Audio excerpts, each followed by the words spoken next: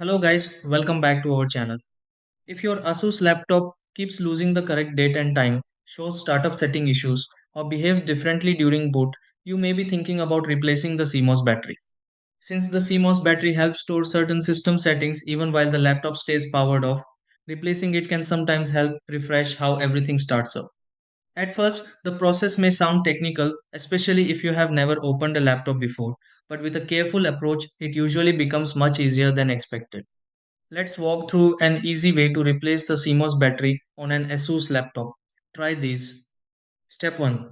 Turn off the Asus laptop completely and disconnect charging power before starting anything. Step 2.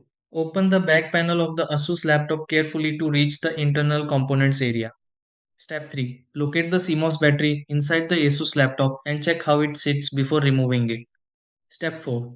Remove the old CMOS battery from the Asus laptop gently and place the replacement in the same position.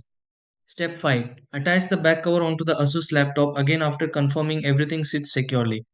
Step 6. Turn on the Asus laptop and confirm date, time or startup settings begin working normally again.